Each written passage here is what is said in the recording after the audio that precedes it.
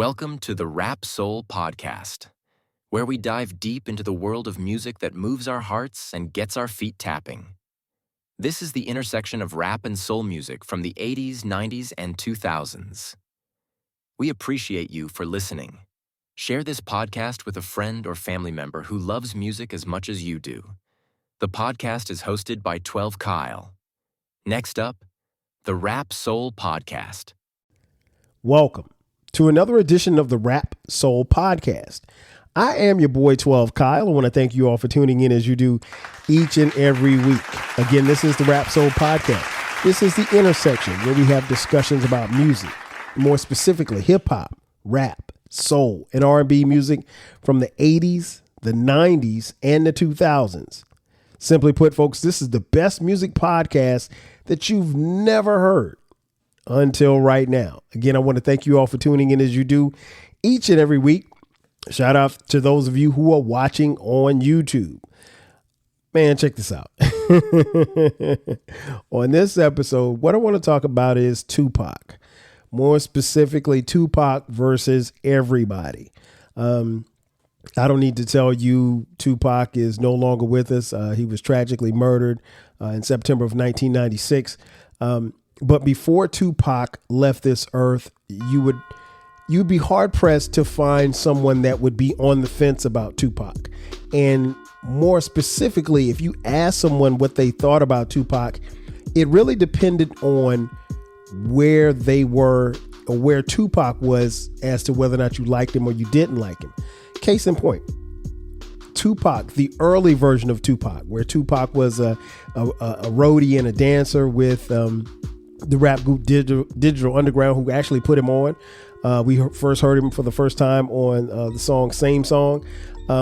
There's that version of Tupac. Then there was the revolutionary version of Tupac with his earlier albums. People know that version of Tupac. And then there was the Tupac, the Me Against the World Tupac, who he was right before he went to jail. And then there was the Tupac from the movies. More specifically, there are a lot of people who thought that Tupac changed once he played Bishop in the movie Juice. And then there was Tupac, or who people thought Tupac was, once he got out of jail and teamed up with the crew from Death Row Records. And then obviously, like I said, he was unfortunately murdered in September of 1996. But I said all that to say this: no matter who you think Tupac was, almost everyone has an opinion on Tupac. Tupac was a man of many words. He did not hold his tongue. And what I'm going to read to you is something that I just found on the internet the other day. And what it is Tupac's last album that he recorded was the Don Illuminati album. And as many of you know, that album came out shortly after Tupac passed away. The Don Illuminati album, the Machiavelli album, if you will, the 7 Day Theory, which is an incredible body of work. I would suggest to all of you, if you have not heard the Machiavelli album, go listen to it. It is a listen, to say the least. But there was a difference between Tupac and his next to the last album, All Eyes on Me, the double CD that was on Death Row Records, and then the Machiavelli album. He branded himself as Machiavelli. He was no longer Tupac. I don't even think he referred to himself as Tupac on the Machiavelli album. But what I was able to see, and all of you can find this online, here recently, I came across some liner notes that appear to be written in Tupac's handwriting. And these were liner notes that he had submitted to go on the album. Now, let me explain something to you, particularly for those of you who are younger. Liner notes were the thing that, we all would read to learn more about the artist, and basically would be their shout outs on an album. Nobody does liner notes anymore because people don't make albums anymore. Everything's digital. I don't even know if people submit digital liner notes. But back in the day, fans like me would take to an album, and one of the first things that I would do, even before I started listening to an album, depending on who it was, I would read the liner notes. Well, upon this discovery, I was just searching the internet the other day, and I came across this, and it said liner notes from the Machiavelli album.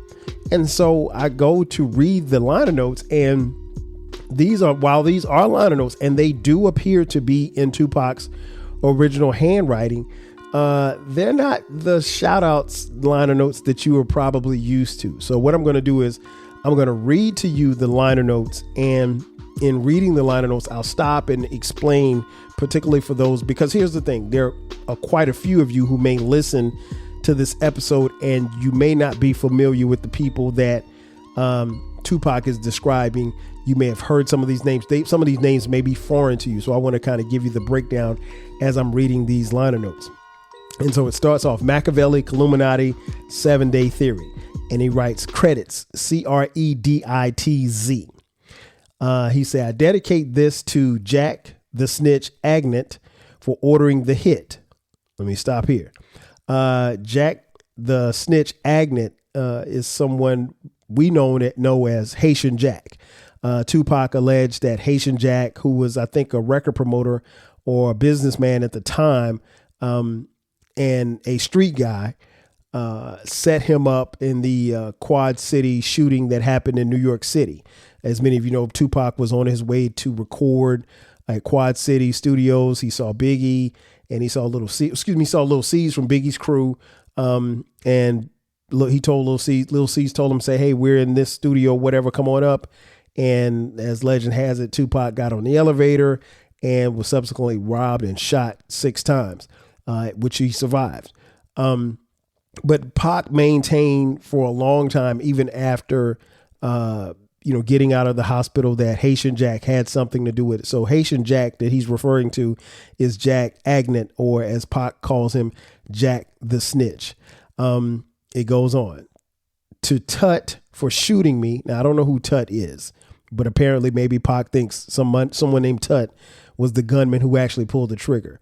To Puffy, Biggie, Stretch, Lil Sean, Jimmy Henchman, and whoever else remained silent while quietly conspiring for my downfall, I thank you. Let me stop there. All of these people, obviously Puff Daddy, Biggie Smalls, Stretch was a part of, he was a member of the Live Squad. Jimmy Henchman was a businessman as well. All of these people were, I don't want to say that they were involved because I don't know, and no criminal charges were brought against anybody who he's named thus far, but they all kind of ran in the same circles. And they, at some point in time, each of them had a very, very strong and tight relationship with Pac. So what he's basically accusing these people of setting him up and shooting him and plotting to kill him. And these used to be, at the very least, some associates. And I can't really call them his friends, but it's been well documented that Biggie and Pac had a very tight relationship prior to them falling out. More on that in just a second. All right. He goes on to say, the next person he speaks of, he says, I want to thank Faith for the greatest weapon ever, her low self-esteem and beat up pussy. Okay. What Tupac alleged was that he slept with Faith Evans, who at the time was Biggie's wife. I think they may have been estranged, but nonetheless, that was Biggie's wife. Even to this day, we don't know that it ever happened. But what we do know is that Faith did do a song with Tupac, and what was alleged, at the very least, there's legs to it. Now, we don't know, and we'll never know, and I don't know that Faith has ever come out and publicly said or admitted that something happened. She hinted that they were in the studio together and they did do a song together, but she never slept with Tupac. Tupac's no longer here to, actually back up those claims. But if you want a podcast where culture, conversation, and life collide, where you get insightful commentary, engaging discussions, and a fresh perspective on everything, then you need to listen to the 12 Kyle podcast. Hosted by the one and only, yours truly, 12 Kyle, a voice that you know and trust. This podcast will bring you thought-provoking moments, compelling stories, and a whole lot of fun. Whether you're a first-time listener or just tuning in, each episode promises to be something new and exciting. So sit back, relax. Join 12 Kyle, myself, and my guests as we break down the world around us and give you stories that you've never heard before, from nostalgic throwbacks to everything in between. The 12 Kyle podcast is a front row seat to this conversation. Subscribe now and never miss an episode of the 12 Kyle podcast, where the vibe is always real and the discussion is always worth your time. Are you feeling nostalgic for the golden eras of rap and soul music? If so, tune in to the Rap Soul podcast. We are your weekly journey through the 80s, 90s, and 2000s, spotlighting the music and the hidden gems that shaped the soundtrack of our lives. From the powerful beats to the soulful melodies, we bring you the best of the past with fresh insights and stories. Rediscover the music that defined a generation. Subscribe to the Rap Soul podcast and enjoy the vibes. Nonetheless, at the very least, what's at play here is that Tupac alleged that he slept with Biggie's wife at the time where he and Biggie were adversaries. That alone would drive any man crazy, more or less. Biggie, somebody who Pac used to call a friend. So again, he's putting this in the liner notes, which is crazy to me. Let's continue. Thanks to Wendy Williams for being a fat bitch. Thanks to Mobb Deep Thanks to Mobb Deep for opening your mouth and letting me squash your no-selling record asses. Let me stop there. Okay, so Wendy Williams was a popular gossip. I don't want to call her a columnist. But Wendy Williams was a radio personality who did specialize in gossip, and she talked a lot about Tupac, obviously. And this was before the internet. So, back in the day, before you could tap in and jump on Twitter or something like that, we had the Wendy Williams of the world who would, in essence, spread a lot of gossip. I don't know specifically what she said about Tupac, but clearly for him to put her in these liner notes, he didn't like her. Let's continue. He mentioned Mobb Deep. Mobb Deep had a song dissing Tupac, which was listen, if you go back and listen to that song, the beat on it is sick. Shout out to Havoc. But yeah, so they had a little beef with Pac, and he said, that they were some no-selling rappers, which is not true because Mobb Deep sold records. They didn't sell as many records as Tupac, but they still sold records nonetheless. He said to Dr. Dre for being a closet homo. Okay, here's the thing. Like, at this particular time, and we're talking, this is 1996 when he writes this, right?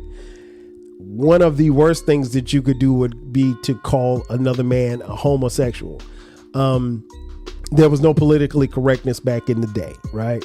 So for Pac to say that about Dre, which he did go on record as saying, he did men's words. He was upset with Dre after he left Death Row. So Pac had, when Dre left Death Row, Pac felt like Dre was turning his back on Death Row, and he quickly became his enemy. So that's the reason why he said that. He said to Nas for not taking my advice and minding his business, to De La Soul for being mad at me for living well while they live like fat washed up bums. Okay, let's stop here. Nas and Pac had, I can't even say that they had beef.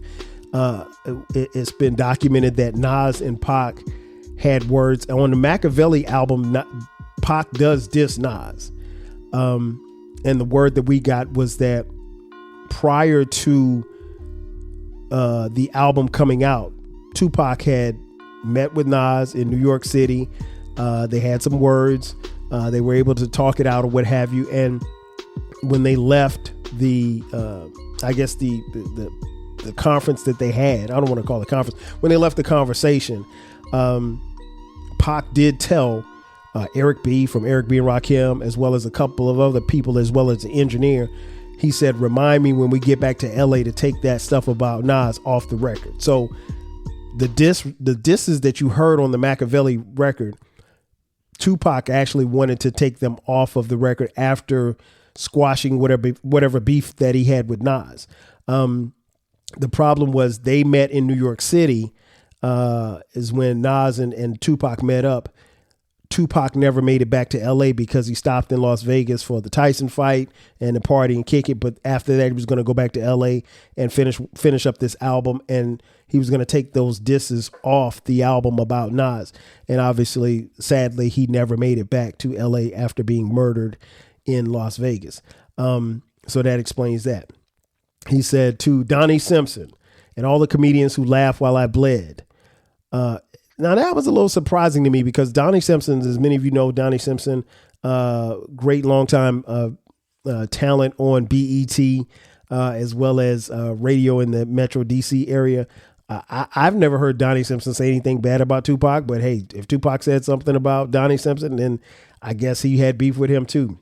He said to Jay-Z, King's son, Dookie Loke, whatever, Lil' Kim, or fat ass weave wearing Biggie short stubby dick sucking Kim for being nobodies. Okay. Pac had beef with Jay-Z because Jay-Z at this particular time was Biggie's man. I don't really recall Jay-Z saying anything about about Tupac. He may have, I don't recall, but I mean, like at that particular time, Tupac was filled, is what old people used to say, filled with piss and vinegar.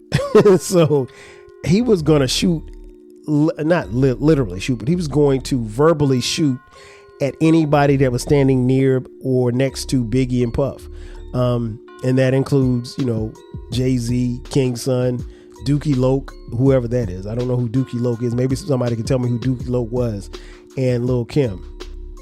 He said, and he closes it out by saying, now it's time to see who's watching too many movies and who's ready to get they cash on for real. Wartime, worldwide, nationwide, citywide, real niggas do real things. Exit Tupac, enter Machiavelli. And that's the end of the liner notes. So as you can see, this was clearly Tupac writing out his disses for everybody. He basically said in the liner notes, like, these are the people that I have beef with. The people who tried to harm me, the people who literally tried to kill me, the people who stood by and said nothing, the people who made fun of me. I got something for all of y'all. And those were his words. It's to no surprise that these liner notes never made it to the Machiavelli album. But if it did, oh man, it would have set off a storm, even back in the year of 1996.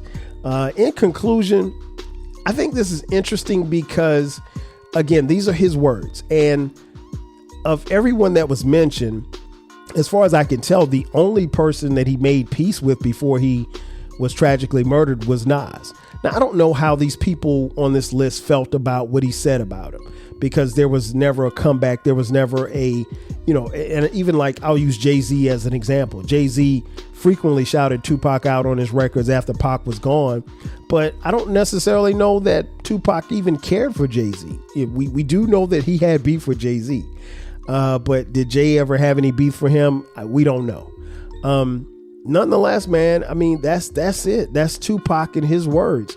While it is very harsh and very crass, it's Tupac. And like I said, he was filled with piss and vinegar, so he was going to say what he was going to say. And when did you ever see Tupac say something that he didn't mean? So if these liner notes were a big FU, then as far as Tupac was concerned, that's how he felt. And that's what it was. Ladies and gentlemen, that's going to do it for me. Thanks again for checking out this edition of the Rap Soul Podcast. Be sure to subscribe to the podcast. We drop new episodes every Monday and every Friday. Don't forget to check out our flagship station, the 12 Kyle Podcast. We drop new episodes every Thursday and every Sunday. You can catch the 12 Kyle Podcast wherever you're listening or watching this episode as well. If you're interested in merch, we have 12 Kyle Podcast t-shirts, hoodies, as well as coffee mugs. We got it for the low. Go to the 12 Kyle Podcast page, click the link, and you can purchase merch. Again, we got it for the low. If you're on social media, check us out there. 12 Kyle Podcast, Rap Soul Podcast, We're all across the board on social media. And also, if you'd like to contribute to the podcast financially, hit us up on Cash App, $TWELVEKYLE. Again, that's going to do it for me. Ladies and gentlemen, thank you for checking out this edition of the 12 Kyle podcast. Excuse me. Thank you for checking out this edition of the Rap Soul podcast. I am your boy, 12 Kyle. Catch you guys next time. 5,000. Chill. Thank you for listening. This concludes the episode. Be sure to subscribe to the Rap Soul podcast. You can find the podcast wherever you get your podcasts. Follow the podcast on social media. And feel free to continue this discussion on our Reddit page. More importantly, share this podcast with a friend or family member who loves music as much as you do. Until next time, 5,000.